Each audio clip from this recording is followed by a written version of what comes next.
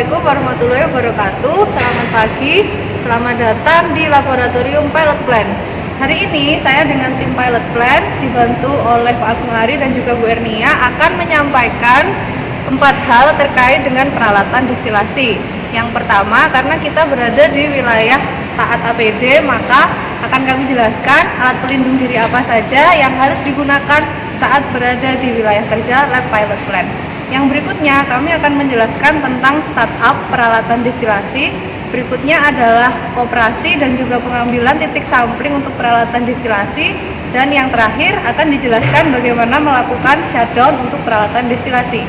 Untuk lebih jelasnya, mari kita lihat video berikut ini. Peraturan pertama, kita harus memperhatikan bahwa kita berada di lingkungan kerja Laboratorium Pilot Plan, di mana ini merupakan salah satu spot untuk proses belajar mengajar. Nah, ada beberapa hal yang harus kita perhatikan. Di sini dilarang menggunakan handphone, ya. Jadi biasanya sebelum praktikum, pada saat safety talk nanti handphone dari mahasiswa akan dikumpulkan di satu tempat untuk kami simpan dan kami serahkan kembali saat praktikum sudah selesai. Dan berikutnya wajib dibaca peraturan-peraturan di sini. Salah satunya adalah dilarang merokok dan juga dilarang untuk makan di wilayah Laboratorium Pilot Plan. Oke, berikutnya peraturan kedua. Di sini wajib mengenakan masker. Kemudian beberapa item yang wajib digunakan oleh praktikan saat berada di lantai dasar adalah menggunakan safety helm, kemudian menggunakan rompi. Untuk praktikan akan disediakan rompi khusus yang berwarna orange. Berikutnya harus menggunakan goggle apabila tidak berkacamata. Dan yang berikutnya harus menggunakan sepatu tertutup, disarankan menggunakan safety shoes. Peraturan ketiga terkait dengan alat pelindung diri bagi mahasiswa yang bekerja di lantai kedua atau 3 wajib menggunakan body harness. Kali ini kita akan dibantu oleh teknisi yaitu Bapak Slamet bagaimana cara menggunakan body harness. Silakan Bapak.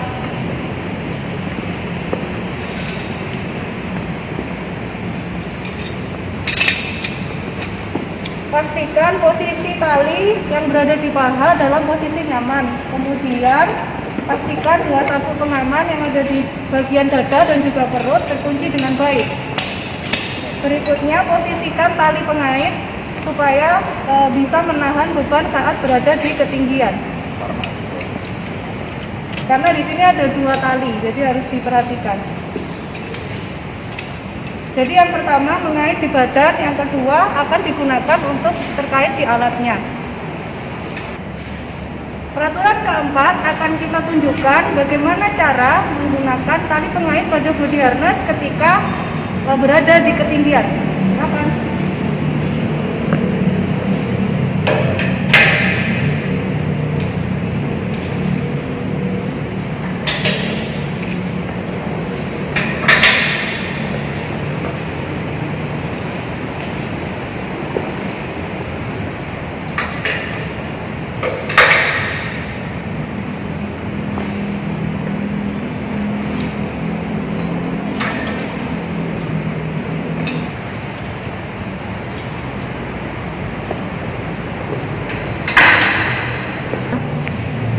Yang berikut ini akan kami tunjukkan bagaimana cara menuruni anak tangga saat kita berada di ketinggian.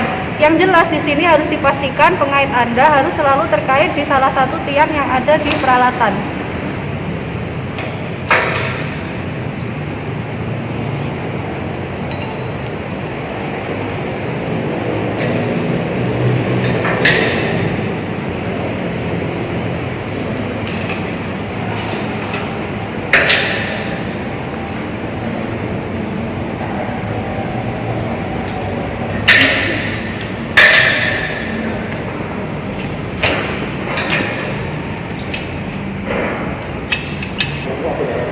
Dan untuk mempermudah komunikasi antara praktikan yang ada di lantai 1 dengan yang ada di ketinggian, maka praktikan akan difasilitasi dengan HT. Alat ini akan bisa membantu rekan-rekan mahasiswa saat berkomunikasi antar anggota kelompok yang berada di beda lantai.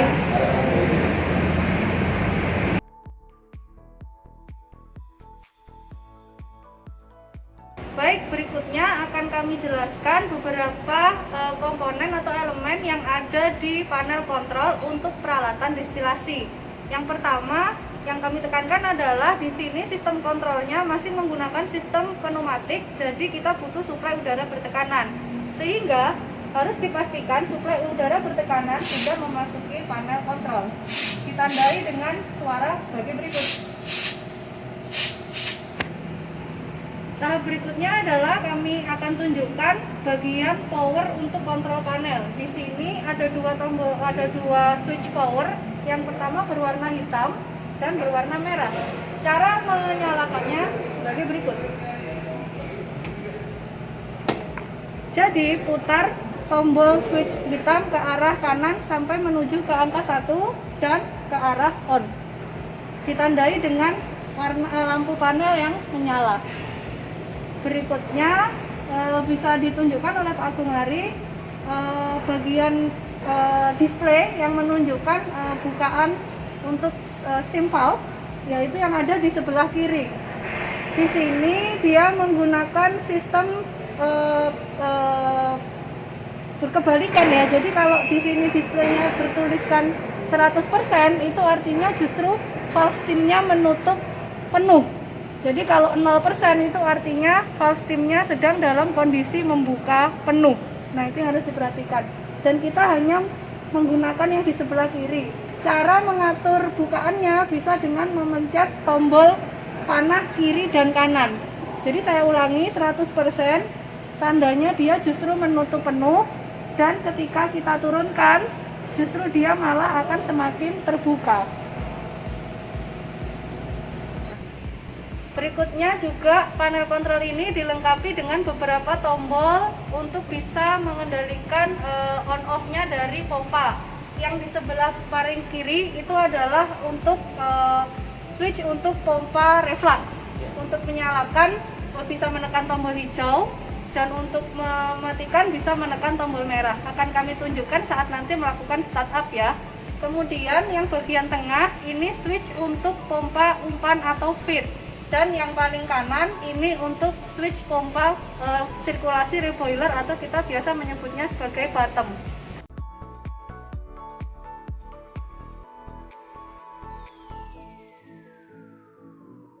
Berikut ini kami akan menjelaskan beberapa bagian penting yang ada di peralatan destilasi. Nah, yang pertama kita punya tangki umpan atau kita menyebutnya feed tank.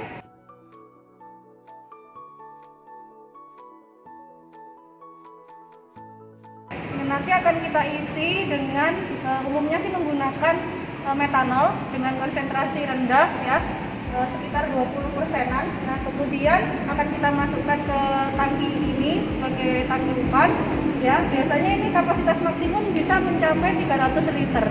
Nah, berikutnya ada bagian yang namanya feed pump atau pompa untuk umpan.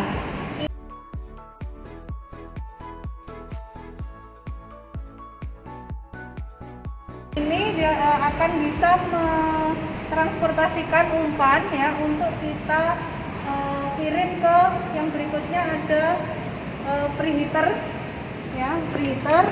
Ini preheaternya sebagai pemanasan awal yang tujuannya untuk mengkondisikan feednya sampai pada kondisi saturated liquid.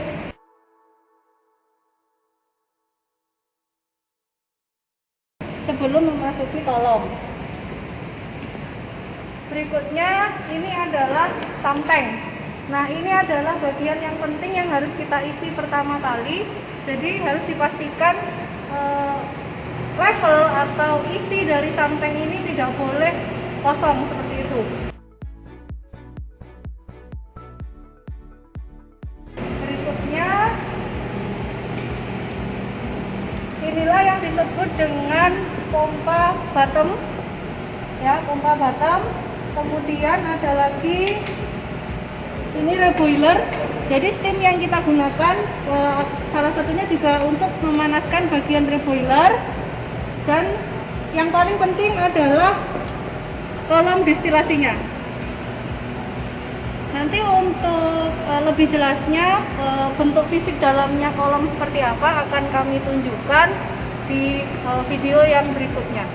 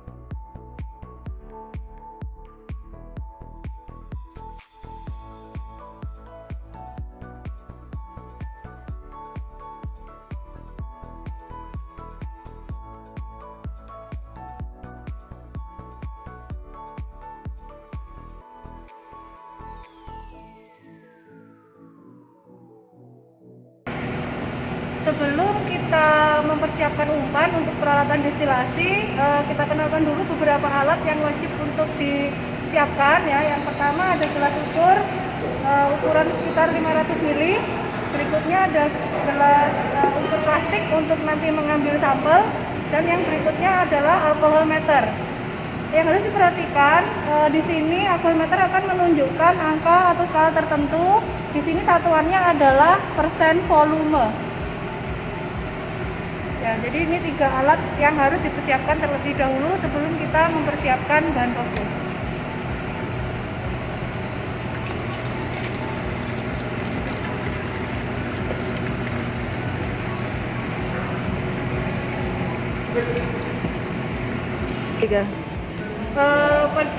Berikutnya adalah kita harus melakukan pengecekan terlebih dahulu konsentrasi umpan yang sudah ada di dalam tangki feed.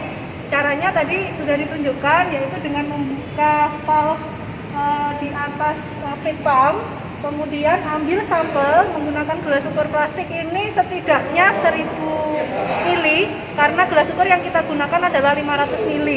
Apabila konsentrasinya kurang dari 20%, maka harus kita tambahkan dengan fresh etanol ke dalam feed tank.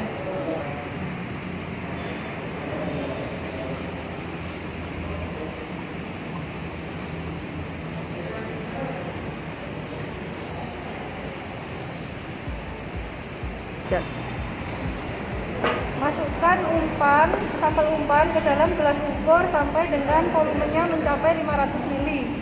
Kemudian gunakan alkohol meter untuk melakukan pengecekan konsentrasi awal umpan yang ada di dalam feed tank. Belum. Ya.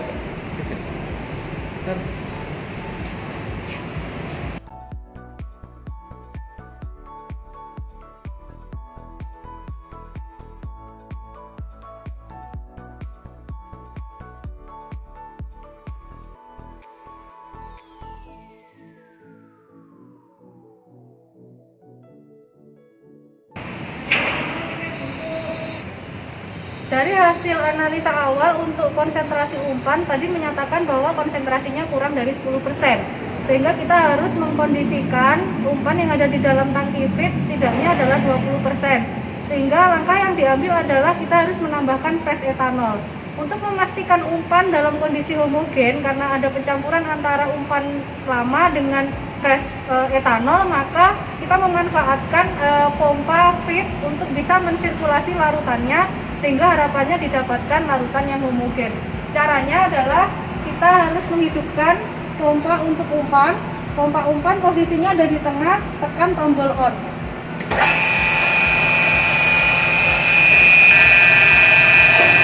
Pada saat melakukan sirkulasi umpan, pastikan valve sirkulasi umpan di dekat T9 ini dalam kondisi terbuka. Cara membukanya adalah putar valve berlawanan arah dengan jarum jam. Ditandai dengan katupnya yang akan terangkat sedikit demi sedikit.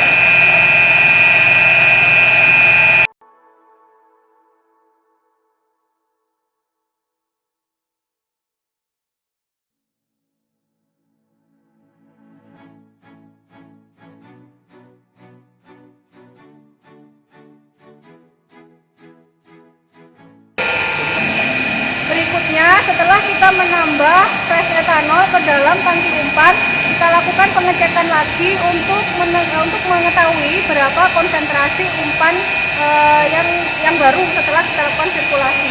Caranya, ambil sampel dari valve setelah pompa feed, ya. Jadi jangan mengambil sampelnya sebelum pompa feed, karena pengambilan sampel sebelum pompa feed akan menyebabkan adanya udara dari luar yang ikut masuk, sehingga akan memicu terjadinya kavitasi pada pompa.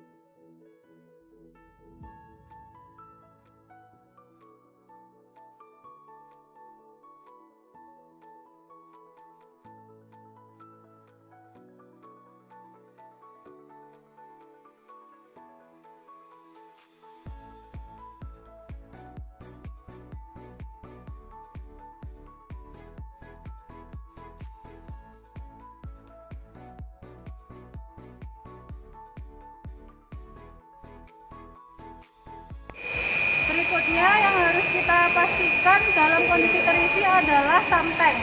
Nah, cara pengisian samtank itu adalah sebelum kita mengisi samtank, pastikan valve nomor 10 dalam kondisi tertutup. Hal ini untuk mencegah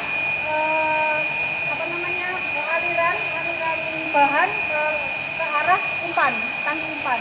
Nah, supaya dia bisa mengisi tangki samtank, maka V10 ini harus ditutup, ya.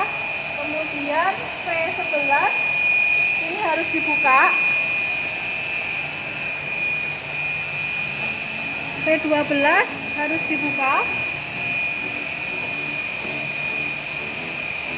Dan juga V5 harus dalam kondisi terbuka supaya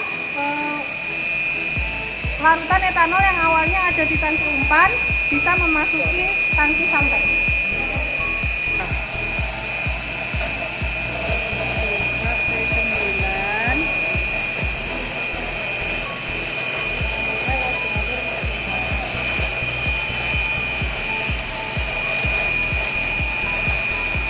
Bisa dilihat liquidnya sudah mulai mengisi ruang preheater.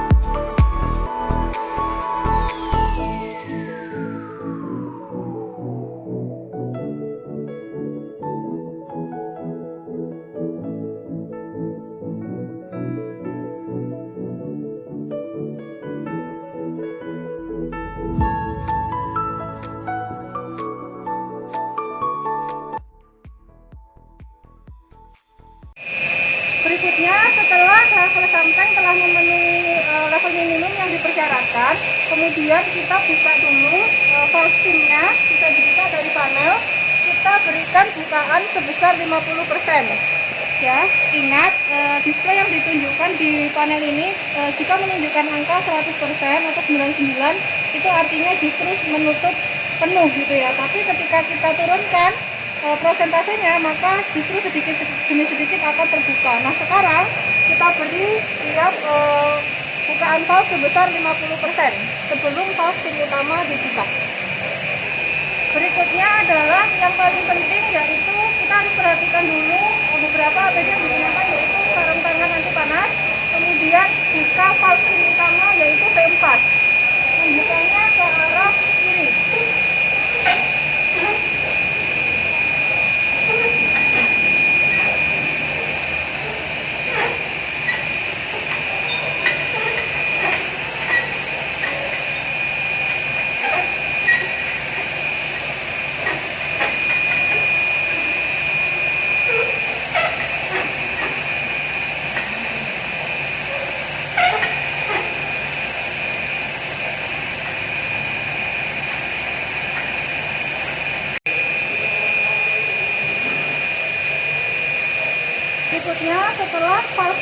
terbuka, harus ada satu praktikan yang standby di sini untuk mengendalikan laju alir dari steam.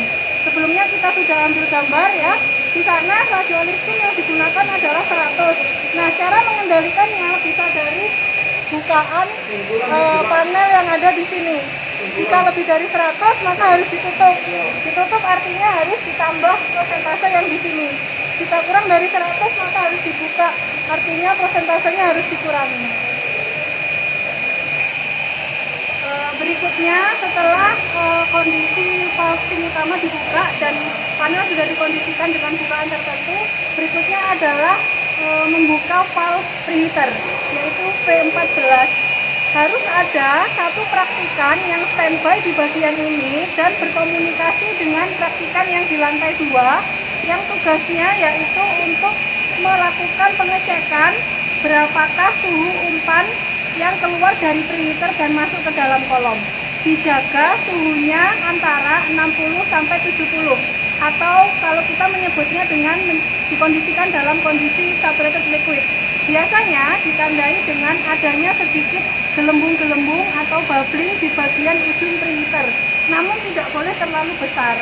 Apabila terlalu besar yang terjadi adalah akan terjadi overheat di bagian preheater dan juga semua umpan akan berubah menjadi uap. Selain itu juga akan memicu terjadinya flooding di dalam kolom. Nah, sehingga harus dijaga suhunya antara 60 sampai dengan 70. Apabila terlalu besar bisa dikecilkan bukaan valve P14. Apabila kurang panas, P14 bisa dibuka.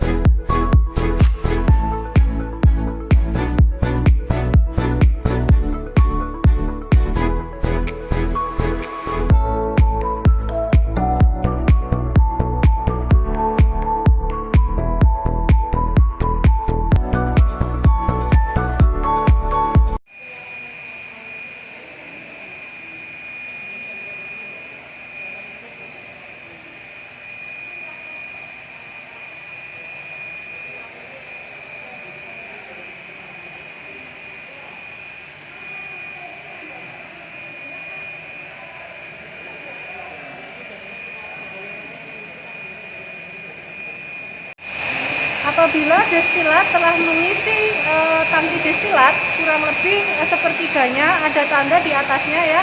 Nah, itu level minimal, maka kita boleh melakukan reflux. Nah, di sini sebelum itu kita bisa mengambil sampel destilatnya dari keluaran yang pipa kecil berikut ini.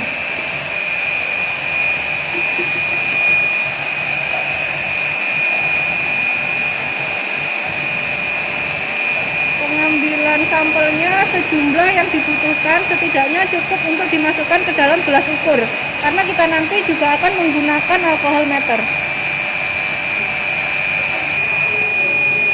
Setelah mengambil sampel, masukkan ke dalam gelas ukur, volumenya kurang lebih 500 ml ya.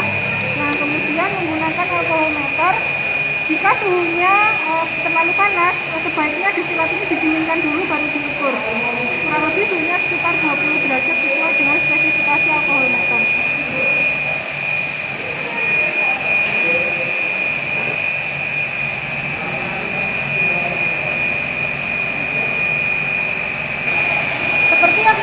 disampaikan saat destilat sudah mencapai level minimumnya kurang lebih sepertiga di samping destilat di bagian atas, kita atur dulu P6 ini sebagai untuk mengatur laju alur reflux ya, dibuka P6 nya, kemudian silakan mau dibuka.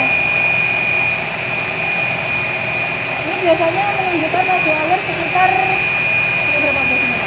Tergantung reflux rasio. Biasanya kita bergantung pada reflux rasio. Ya, kemudian setelah P6 kita atur juga P7 ini untuk mengatur laju alur destilat ya, P7. Kemudian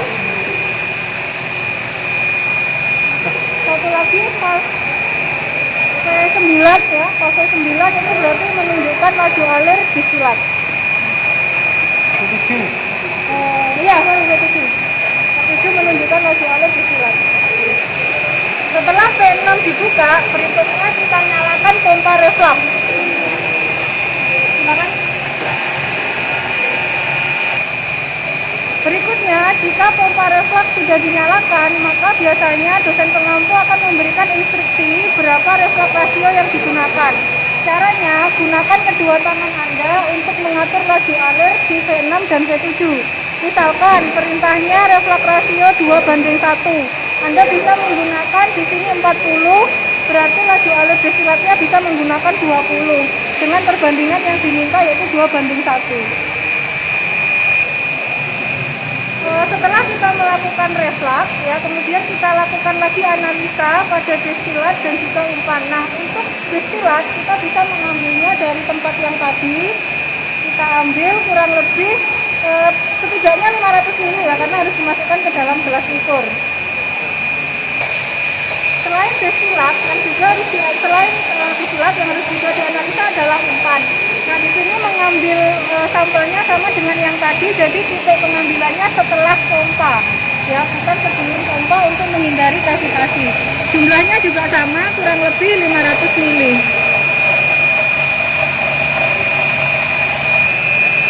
Berikutnya, selain analisa konsentrasi di destilat dan juga umpan, juga perlu dianalisa di bagian bottom. Untuk pengambilan sampelnya bisa diambil dari selang kecil yang ada di dekat ular yang ada di dekat tangki umpan. Ya.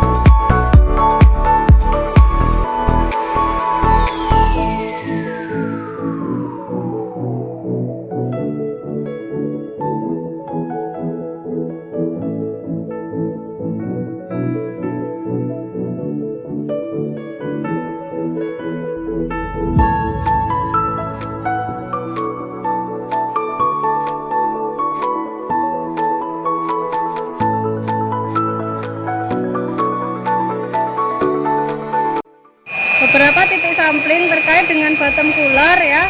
Yang pertama, kita harus tahu bahwa pendinginan bottom terjadi di plate and frame heat exchanger.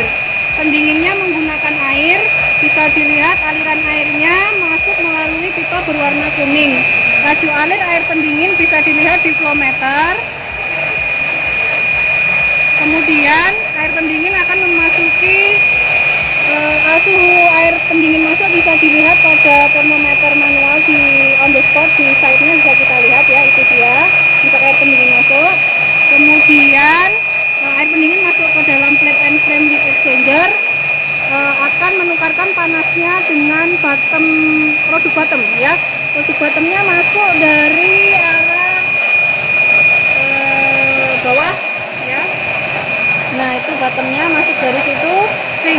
bottom bisa dilihat suhu masuknya ya di termometer yang di bagian bawah. Untuk suhu bottom masuk ke heat exchanger terjadi pentukaran panas, kemudian bottom product keluar heat exchanger bisa dilihat di termometer yang bagian ini. Nah, sedangkan yang satu ini menunjukkan suhu air pendingin keluar dari cooler. Berikutnya peralatan perpindahan panas, yang berikutnya adalah reboiler.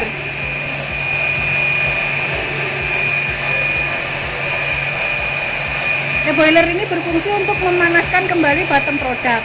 Nah, laju alir bottom product bisa dilihat di rotameter di atas bottom pump. Biasanya disetting dalam kondisi maksimal, yaitu sekitar 24. Kemudian untuk mengetahui suhu fluida yang memasuki ruang reboiler bisa dilihat di termometer yang berada di dekat santai.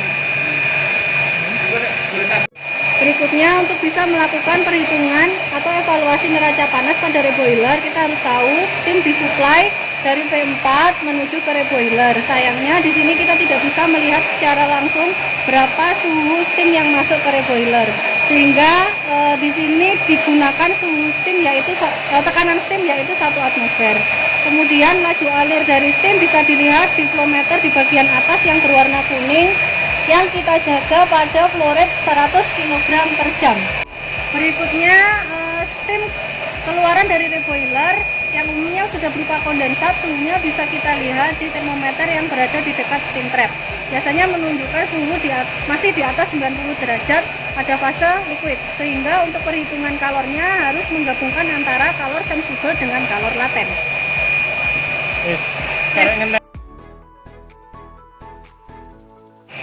Untuk tahapan shutdown dimulai dengan mematikan pompa reflux.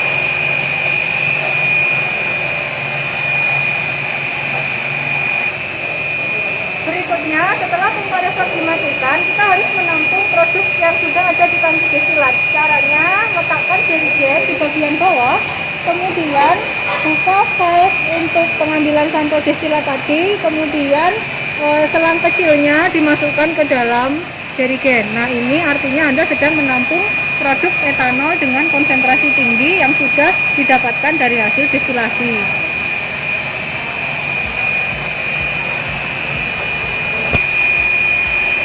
Berikutnya yang harus ditutup adalah valve steam yang menuju ke preheater. Nah, ini harus menggunakan sarung tangan anti panas untuk memastikan tangan rekan-rekan mahasiswa tidak terpapar benda panas ya. Pastikan valve V14 ini dalam kondisi menutup full.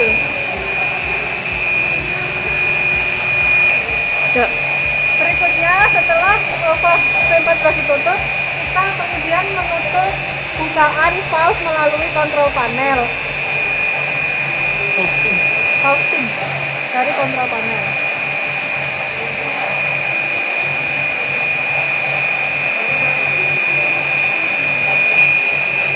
Berikutnya yang harus ditutup juga adalah valve steam utama, yaitu V4. Pastikan valve-nya tertutup penuh sehingga tidak ada lagi steam yang masuk ke dalam sistem.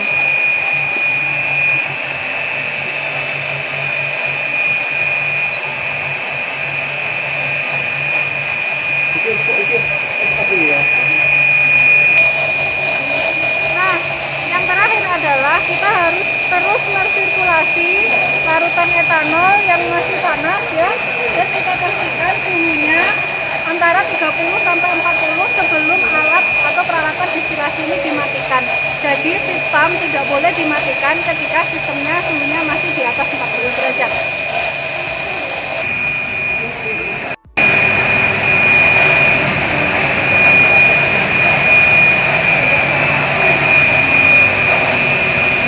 Demikian tadi penjelasan tentang pengoperasian peralatan destilasi. Terima kasih kepada Pak Agung Hari yang sudah menemani kita pada hari ini. Semoga